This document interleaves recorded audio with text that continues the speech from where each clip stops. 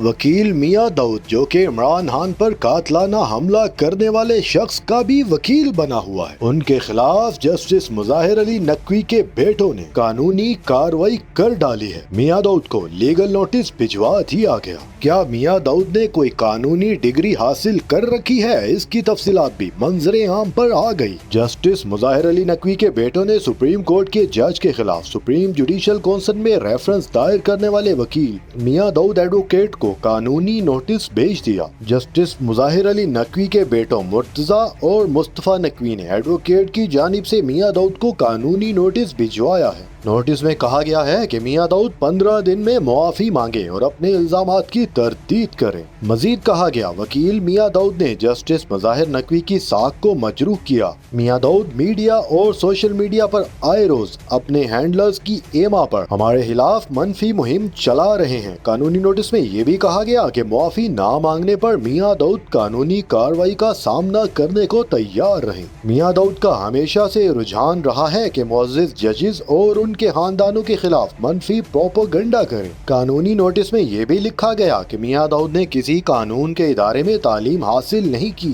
پوری بار ایسوسی ایشن میں ان کی سرگرمیوں کے متعلق شکوک و شبہات پائے جاتے ہیں۔ دوسری جانب میاں داؤد نے لیگل نوٹس پر رد عمل کا اظہار کرتے ہوئے کہا قانونی نوٹس کا جواب دینے یا نہ دینے کا فیصلہ مشاورت کے بعد کروں گا۔ مزید کہا ان کو چاہیے سپریم جوڈیشل کونسل جائیں۔ واضح رہے میاں داؤد نے جسٹس مظاہر کے خلاف سپریم جوڈیشل کونسل میں ریفرنس دائر کیا ہے۔ میاں داؤد نے ریفرنس ایک آڈیو لیک منظر عام پر آنے کے بعد دائر کیا تھا۔ ریفرنس میں الزام لگایا تھا جسٹس مظاہر علی نقوی نے اپنے بیٹوں اور بیٹی کی بیرون ملک تعلیم اور ایک تاجر ظاہر رفیق سے مالی فائدے حاصل کیے ہیں، اپنا اثر و رسوخ استعمال کیا ہے۔ پھر سے بتاتے چلے یہ وہی میاں داؤد ہیں جو اچانک سے منظر عام پر آئے اور عمران خان پر حملہ کرنے والے شخص کے وکیل بھی ہیں۔